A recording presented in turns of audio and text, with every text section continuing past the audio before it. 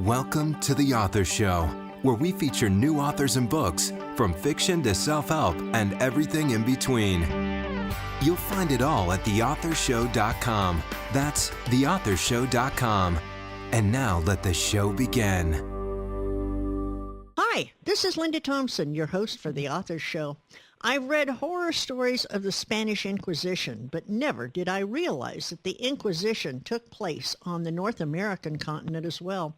I was delighted to learn of returning author Marcia Fine's latest book, Hidden Ones, A Veil of Memories, which addresses the plight of migrants fleeing in search of a better and safe life. Hidden Ones is set in 17th century Mexico, and in some aspects is remarkably similar to what's happening today. Marcia Fine joins us today to tell us the story of the Crispin family in Hidden Ones. Marcia, welcome back to The Author Show. Oh, thank you so much, Linda. Marcia, first of all, it's a real pleasure to talk with you again. It's been several years. And will you please give us a quick overview of Hidden Ones, A Veil of Memories? Of course. Hidden Ones is the true story of a grandmother who was arrested during the Inquisition in Mexico. And what happens with her family, her relationship with her daughter, it's kind of a story of the picture of faith under fire, because these are people who were previously converted and who are still not fully following the Catholic faith.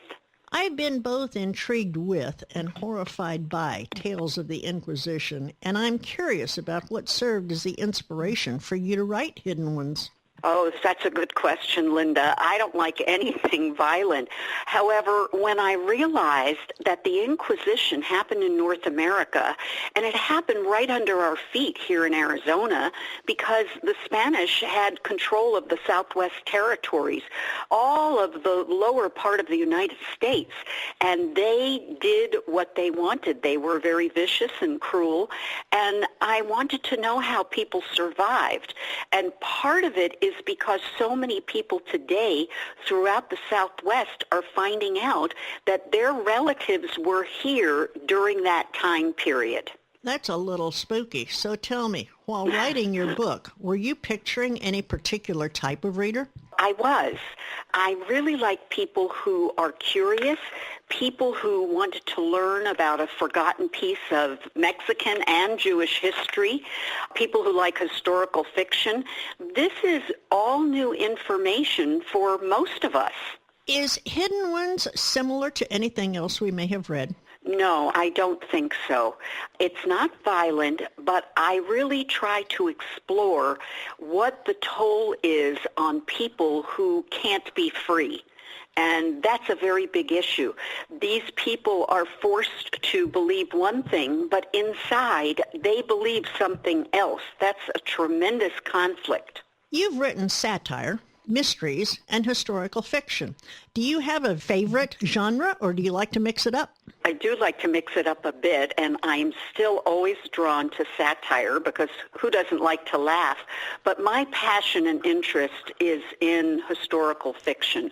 I like exploring parts of history that take us back there, so that we really have an understanding of why these people behaved the way they did, made those decisions, and how it influences us still today.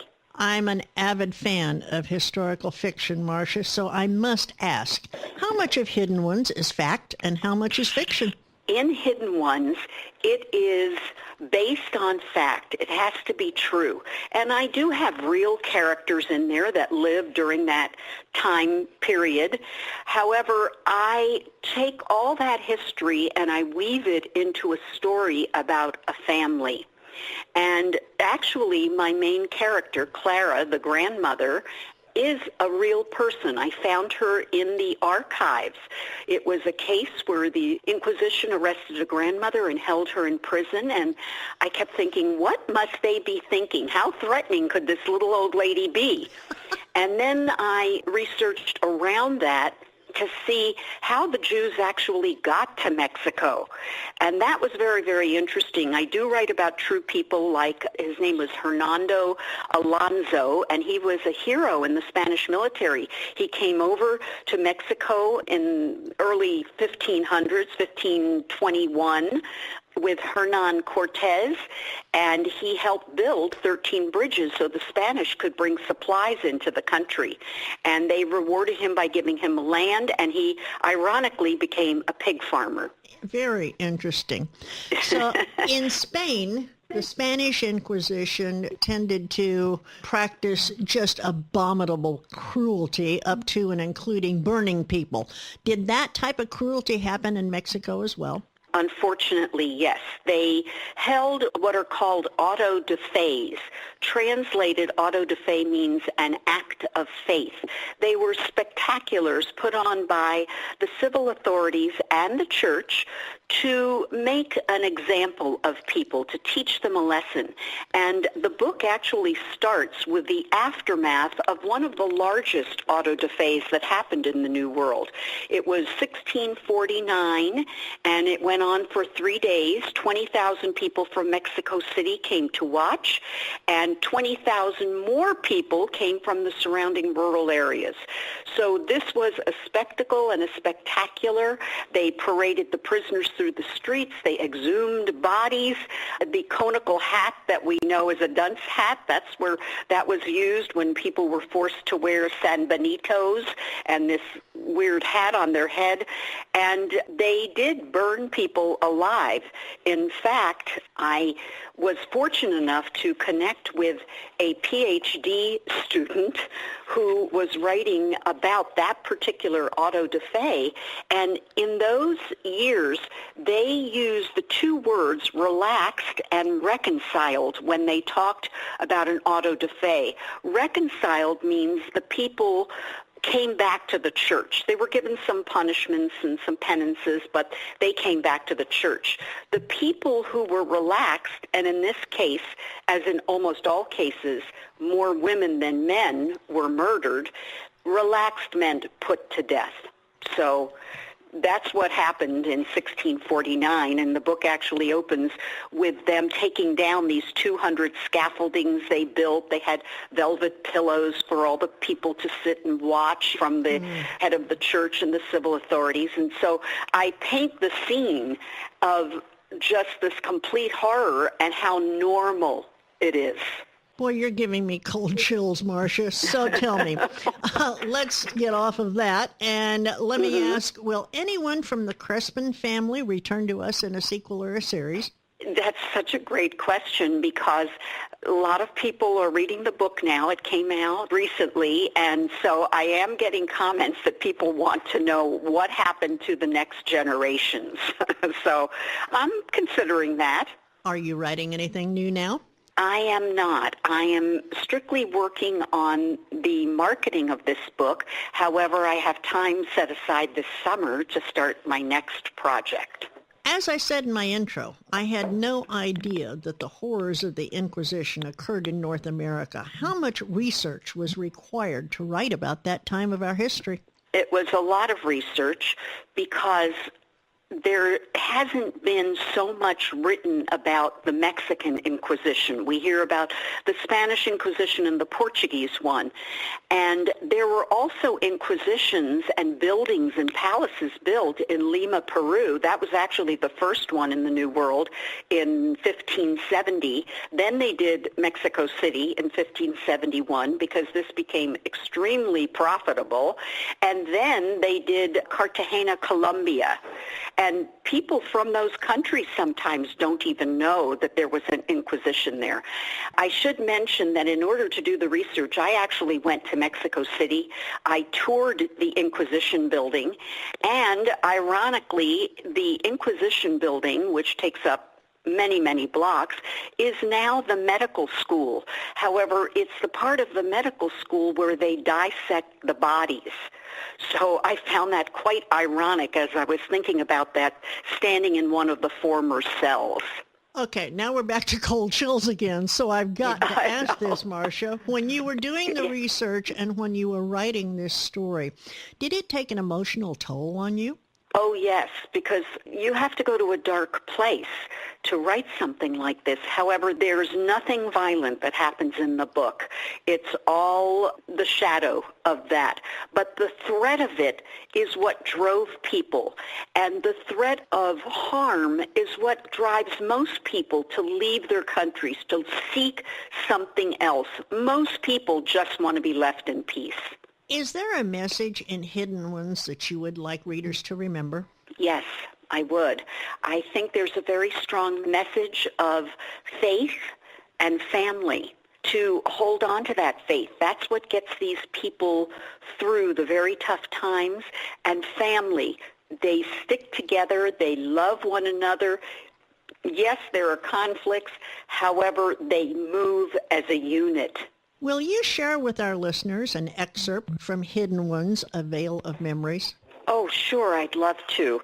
It's in the very first chapter, so I'm not spoiling anything because you know the grandmother's getting arrested, and it's early in the morning.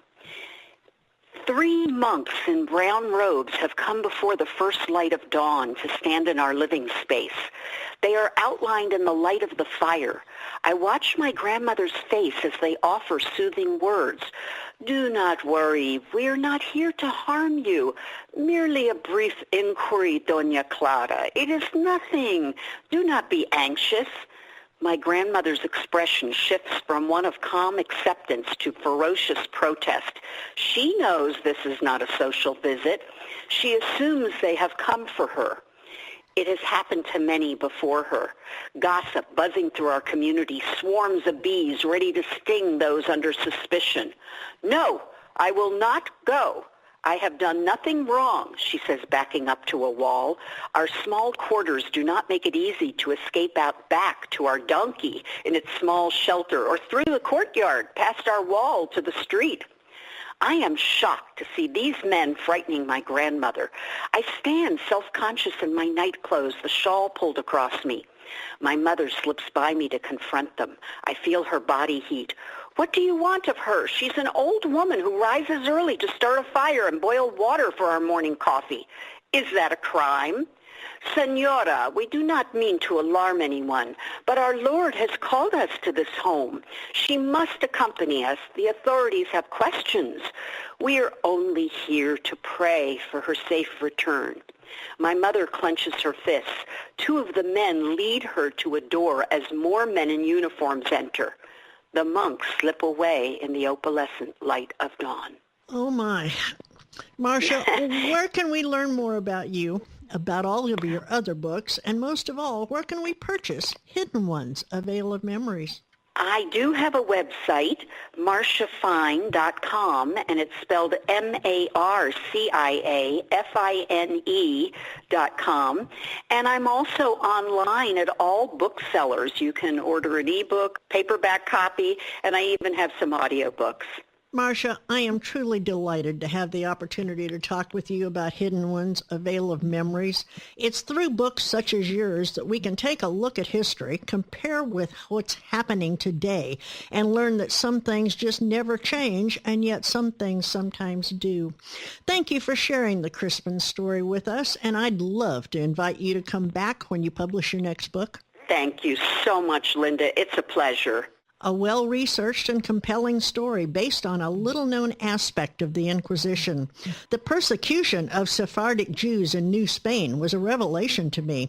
You learn all about the traditions, time period, and the culture of these, quote, hidden Jews, unquote, and the daily terror that they lived through while trying to keep their religion alive in secret. You find yourself rooting for the strong women at the center of the story. A great read. That was a review for Hidden Ones that I found in a perfect way to close our show today, and I thank you for listening. Please visit theauthorshow.com to listen to other featured authors. These interviews are available to book buyers worldwide, on demand every day, 24/7. And for those who like audiobooks, please check out our audiobook store at theaudiobookmarket.com. If you have written a book and would like to be a guest on the show, visit theauthorshow.com, complete the interview request form, and we will contact you shortly thereafter. The Author Show is a great way to market your book by getting in front of your target audience with a high-quality interview that will make a real social impact. Please visit us again as we continue to bring you great books and really interesting authors on The Author Show. Thanks for listening to The Author Show. Find out more about authors and their work at theauthorshow.com. Theauthorshow.com. Tune in next time to another great author on The Author Show.